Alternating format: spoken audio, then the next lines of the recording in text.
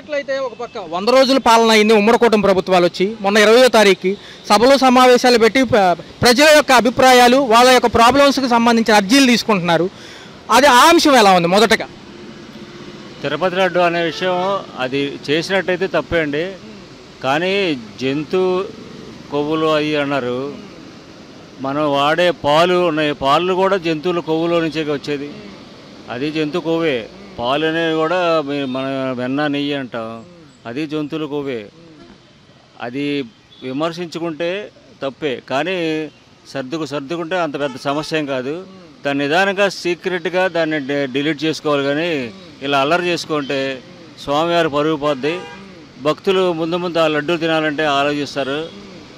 తర్వాత ఏంటంటే రకరకాల ప్రపంచ లెవెల్లో ఉన్న తిరుమల దేవస్థానాన్ని ఇప్పుడు అవమానం పాలు చేసినట్టుగా అయిపోయింది. పక్క చూసుకున్నట్లయితే విజయవాడ విపత్తు సంబంధించి కానివ్వండి, ఆంధ్రప్రదేశ్ వరదలకు సంబంధించి ఈ అంశాన్ని దాటవేసే చర్యగానే ఈ యొక్క కొత్త అంశాన్ని లేవనెత్తారు అని ప్రజలు ప్రతిపక్షాలు అంటున్నాయి. ఎలా చూడాలి? ఈ అంశాలకి దీనికి సంబంధం లేదండి. కాకపోతే ఇదేంటంటే ఒక చిన్న సమస్యని దాన్ని పెద్ద చేసుకున్నారు అంతే.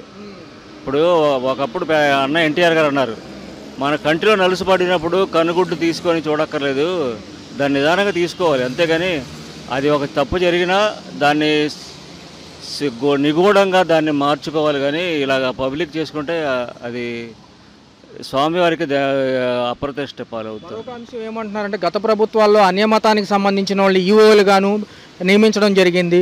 బస్ టికెట్లు వెనకమాల ఏదైతే ప్రదర్శనకు సంబంధించి గత వేరే మతాలకు సంబంధించినవి ఉన్నాయన్నారు.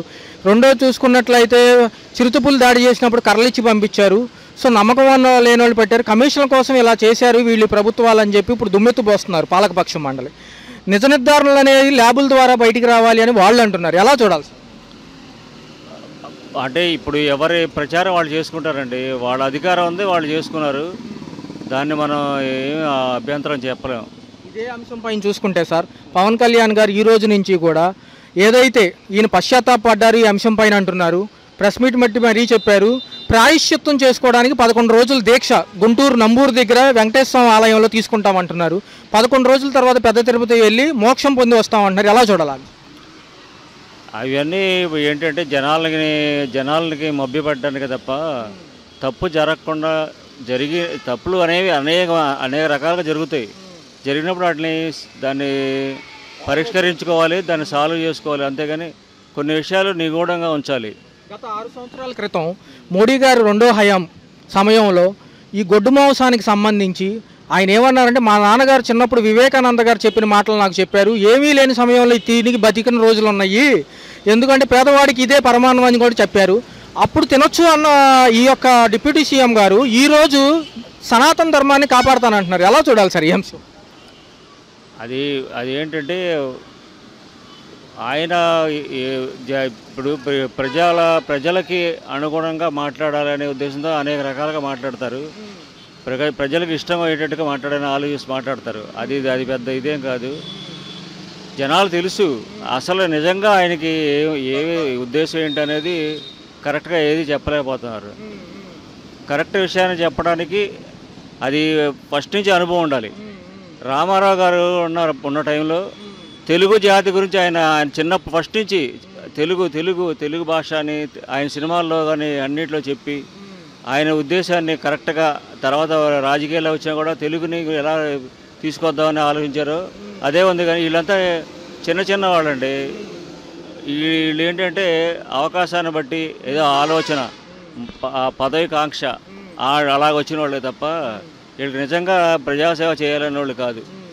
సార్ మరి చూసుకున్నట్లయితే ఒక పక్క మీరు చూస్తున్నారు వినాయక చవితి పాటల్లో కూడా నిమ్మల రామానాయుడు గారి వ్యాఖ్యలే వినిపిస్తున్నాయి. నీకు 15 నీకు 15 నీకు 15 అని ఆయన ఈరోజు క్లారిటీ ఇవ్వడం జరిగింది. ఏమన్నారు అంటే, ప్రభుత్వాలు వచ్చిన తర్వాత 9 నెలల తర్వాతే మీరు ప్రారంభించారు పనులు, మాకు కొంత వ్యవధి ఇచ్చితే మేము ప్రారంభిస్తాము, దీనికి ఇంత రాద్ధాంతం చేయాలక్కర్లేదు అంటున్నారు. ఆయన రాద్ధాంతం చేయక్కర్లేదు. ఎందుకంటే ఇప్పుడేమో లోటు బడ్జెట్లో అంతా వాడేశారు, డబ్బులేం లేవు.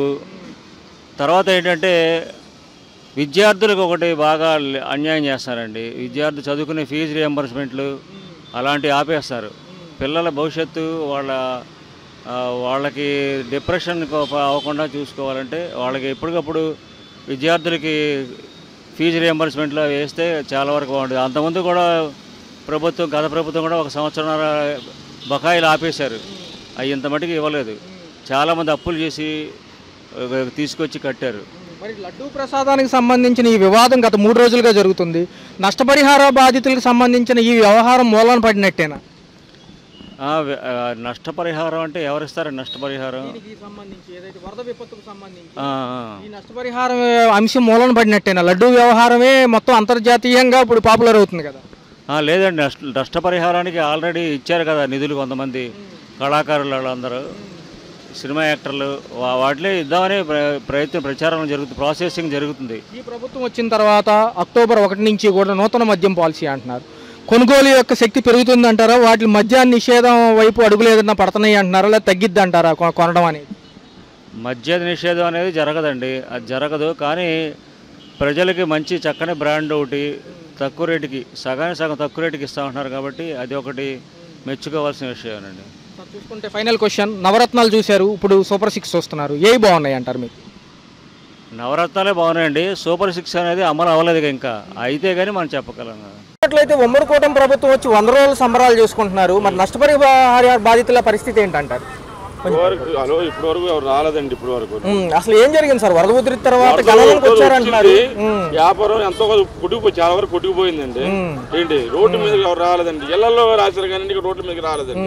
అదేనండి. మరి చూసుకుంటే ప్రభుత్వ అధికారులు ప్రభుత్వం అంతా కూడా తిరుపతి లడ్డు పైన ఉన్నారు. మరి అది ఎలా చూడాలి సార్? ఎంతవరకు నిజం అంటారు? అది మనకు తెలియదండి. మావి వ్యాపారస్తుండీ ఇవ్వండి, మాకు కూడా మొత్తం నాశనం అయిపోయింది. అరటికాయలు ఏంటి, ఫ్రూట్స్ ఏంటి, యాపిల్, దానికాయ, కమలాలు ఏంటి అన్ని పోయాయి. మీరు వార్తలు చూస్తున్నారు కదా నిన్నటి నుంచి కూడా. ఈ రోజు నుంచి పవన్ కళ్యాణ్ గారు దీక్షలో 11 రోజులు ఉండి పెద్ద తిరుపతి వెళ్ళొస్తామంటున్నారు. ఏదైతే లడ్డు కల్తీ గురించి, మరి దాని గురించి ఏమంటారు అసలు? అవి మనకు తెలియదండి. గత ప్రభుత్వంలో ఏదైతే గొడ్డు మోసం గురించి మాట్లాడారు ఆయన, ఎవరి అభిప్రాయాలు వాళ్ళకుంటే ఎవరి మతానికి సంబంధించిన అంశాలు వదిలేయాలి కానీ ఏమీ లేనప్పుడు అది తిని బతుకుతారు జనం, వాళ్ళ గురించి పట్టించుకోవద్దు అన్నారు. మరి ఒక పక్క చూసుకుంటే మీ పరిస్థితి ఏంటంటారు సార్? ఒక పక్క చూసుకున్నట్లయితే అసలు ఎంత ప్రకటించారు, ఎంత ఇస్తామంటున్నారు? ఏమో వ్యాపారస్తుల దగ్గర ఎవరు రాలేదండి, ఎల్లకాడికి వచ్చారండి. మరి గత 3 రోజుల నుంచి చూసుకుంటే వరదల విషయం అందరూ మర్చిపోయారు ప్రభుత్వాలు. 100 రోజుల సంబరాలేమో అక్కడ చేసుకున్నారు సంతనోతమపాడులో. ఇటు చుట్టుపక్క చూసుకుంటేనేమో తిరుపతి లడ్డు కల్తీ అయిందని చెప్పి కొవ్వు కలిపారు జంతువులు అని చెప్పి ఈ ప్రక్రియ మీదే ఉన్నారు కదా, చూశారు కదా వార్తల్లో. మరి ఎంతసేపటికి కూడా వ్యాపారం మేము చూసుకుంటామండి, ఎవరు ఇస్తారు ఏంటి అనేది మేము అలాంటి వాటి చూడట్లేదండి. అది ఒక చూసుకుంటే మాజీ ముఖ్యమంత్రి పై నెపనెట్టే రూపంలో ఉన్నారు కానీ మరి వరద బాధితుల పరిస్థితి ఏంటి అంటారు? వరద ఆదుకోవాలండి, మామూలు వ్యాపారస్తులం కానీ మేము అదండి. మరి ఒక పక్క చూసుకుంటే కార్పొరేటర్ వార్డు మెంబర్ ఉన్నారు. ఈ రోజు నుంచి కూడా అందజేస్తాం, 6 రోజుల పాటు తిరుగుతామన్నారు ఇంటింటికి. ఎందుకంటే 100 రోజులు అయిందన్నారు. ఇంటింటికి వస్తున్నారండి, మామూలు మేము రోడ్ల మీద బతికేవాళ్ళం కాదు, మా దగ్గర ఎవరు రాలేదు. మరి పవన్ కళ్యాణ్ గారు ఇటువైపు రాలేదంటున్నారు, వస్తే ఎలా ఉండేది? అంతకుముందు వస్తే బాగానే ఉంటుంది, వస్తారండి, రావాలండి. అంటే మరి ఎలా వస్తారు? ఈ రోజు దీక్షలో ఉంటున్నారు కదా, దీక్షలో వాళ్ళు ఆదుకోవాలండి. మరి చూసుకున్నట్లయితే ఎలా న్యాయం జరిగిద్ది అనుకుంటున్నారు? ఎలా న్యాయం జరిగిద్ది అనుకుంటున్నారు? మరి ఎమ్మెల్యే గారి దగ్గరికి వెళ్ళి వినతి పత్రాలు సమర్పించడం అడగడం జరిగిందా? అడిగామండి, వస్తామన్నారు. ఓకే. పేదల సమస్య పైన నాకు అత్యంత అవగాహన ఉంది, మీ సమస్యలు తీరుస్తానని పవన్ కళ్యాణ్ గారు ఏమయ్యారు గత వారం నుంచి అంటున్నా. మరి నేను వాళ్ళకి తెలవాలి, పెద్దోళ్ళకి. మాకేం తెలుసు? మాకు టీవీ లేదు, ఏమీ లేదు, ఫోన్లు లేవు చూస్తానికి. ఎవరికి ఏమంటాం? గత 2 రోజుల నుంచి కూడా తిరుపతి రోడ్డుకు సంబంధించి నెయ్యి బదులు గేదెల కొవ్వు, పశువుల కొవ్వు వాడారని చెప్పి ఆ అంశం మీద ఉన్నారు ఆయన. ఇవాళ నుంచి కూడా గుళ్ళో దీక్ష తీసుకుని 11 రోజుల పాటు దీక్షలోనే ఉండి తిరుపతి వెళ్ళి వస్తామంటున్నారు. మరి ఈ 11 రోజుల పరిస్థితి కోసం చూస్తారు జనాలు, చూడబోదే జనాలు పోతే మన లడ్డూలు పట్టుకొని కూర్చుంటారా? పవన్ కళ్యాణ్ లడ్డూ కోసం చూస్తే అసలు ఉండే మొత్తం రోడ్డు మీద బతుకుతుందా? ఆయన వస్తే నేను బాగా చూస్తా, బాగా చేస్తా జనాల్ని అన్నారు. మరి అంతా వదిలి ఆయనకి చూసాం. మరి ఈ రోజు లడ్డూలు కాడ కూర్చుంటే జనాలు ఏమైపోతారు? మరి ఇప్పుడు ఏదైతే ఈ అంశం ఉందో ఈ అంశాన్ని పెద్ద చేస్తున్నారు. లడ్డు దొరికిపోయింది వాళ్ళకి, గెలిచేశారు కదా, 2 చేతుల లడ్డు దొరికింది. ఇంకోసారి ఎలక్షన్ వస్తే ఏమి సార్, ఎవరికి మేము అస్సలు మాకు ఓటు వద్దు ఏమొద్దు. మరి ఇప్పుడు ఎలా అడుక్కొని తిన్నా అలా తినేస్తాం. మీరు ఇంత కష్టాల్లో ఉంటే ఆ లడ్డు విషయం పైన ఎందుకు అంత అందుకేండి సార్, వాళ్ళ లడ్డు 2 చేతుల లడ్డు దొరికింది, ఇప్పుడు లడ్డే కావాలి వాళ్ళకి. ప్రజలు రోడ్ల మీద చచ్చిపోతున్నారు, తిండి లేకుండా నీళ్ళు లేకుండా ఎగిరి ఎగిరి ఎగిరి ఎగిరి తీసుకుంటున్నారు. మరి పరిహారం ఎప్పుడు అందిస్తారని అంటున్నాను నేను కూడా. మాకు ఇస్తే మా సాయం చేస్తే మేము వ్యాపారం చేసుకుని ఉంటాం, లేకపోతే మా బతికి ఇంతే. మాకు ఇప్పుడు దాకా రేషన్ దొరకలేదు, ఏమీ రాలేదు. అసలు ఊరెళ్ళి వచ్చే అంతా ఇల్లంతా మునిగిపోయింది, సరుకు మొత్తం నాశనం అయిపోయింది. తిండి లేకుండా బట్టలు లేకుండా అలాగే ఉన్నాం, ఆ బట్టల మీదే తిరుగుతున్నాం. ఇప్పుడు దాకా రాషన్ కూడా దొరకలేదు. మాకు ఏమన్నా పరిగెత్తగలుగుతామా? బళ్ళప్పుడు మేము పరిగెత్తలేం కదా. ముసలం ముక్క ఎలా బతారండి, ఎలా బతారు? 7 రూపాయలు 40 రూపాయలు నష్టాలు వచ్చినాయి. మాకు బళ్ళకు వచ్చి ఎవరైనా రాసిన వాళ్ళు గాని మాకు సాయం చేసిన వాళ్ళు గాని ఉండారా? మేము మునకి వెళ్ళిపోయాం గానీ మేము రోడ్డు మీకు వచ్చాము, బేరాలు లేవు, ఏదో 5 రూపాయలు 6 రూపాయలు అమ్ముకుని వెళ్తున్నాము. అవి ఇంట్లో అన్నానికి వస్తాయండి. చూసారా మీరు, లడ్డు విషయం పైనే ఈయన తిరుగుతున్నారు తప్ప మిమ్మల్ని పట్టించుకునే అవకాశం లేదంటున్నారు. లడ్డుకు సంబంధం ఏముందండి? మాకు బాధ్యతలు కాడ తీసుకుంటే మేము కాడ ఏదైనా చూస్తాం. మరి ఎవరి కాడ ఓట్లు వేయాలంటున్నారు, ఆ పరిస్థితి ఏంటి? మరి చూసుకున్నట్లయితే మొన్న 20వ తారీఖు వరకు కూడా ఇస్తామని చెప్పారు. తిరుపతి వైపు మళ్ళింది ఇప్పుడు ఉన్న ప్రజానాయకుల చూపంతా. మరి మీ పరిస్థితి ఏంటి? బండి ఆగితే పడిపోతారు కుర్రాళ్ళు అందరూ. మా సైజు వాళ్ళు మేము ఎలా పరిగెత్తాము, ఎవరైనా వచ్చి తొక్కేస్తారు, పైకి ఎగుతాము మేము. మాకు ఏదైనా సాయం చేయాలి, మా బళ్ళకి మా బతుకులు లేవు రోడ్ల మీద, ఏం వ్యాపారాలు అంటున్నా, ఏం తిని బతుకం మేము. మరి ఇప్పుడు చూసుకుంటే హిందూ రక్ష ధర్మం కోసం శిక్ష ఆయన ఏమంటున్నారంటే, నేను దీక్ష చేపడుతున్నాను 11 రోజుల వరకు ఎవరితోనూ మాట్లాడిన అంటున్నారు. మీరు చూశారు కదా గత 2 రోజులుగా ఏం జరుగుతుందో. లడ్డు గురించే ఉండారు కాదని అంటున్నా.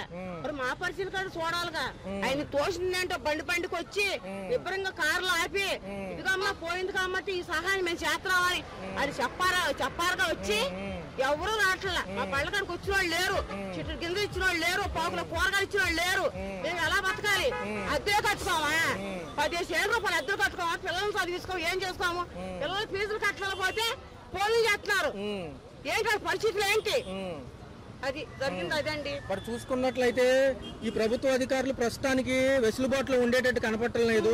మరి ఈ యొక్క అంశాన్ని పక్కకు తోసేసినట్టే అంటారు, వరదల అంశాన్ని. మా బళ్ళకు వచ్చి ఏదైనా సాయం చేసి వాళ్ళ కడుపులో దయ ఉండి మా బళ్ళకు వచ్చి సాయం చేసి మాకు బళ్ళు ఇచ్చినా పర్వాలేదు,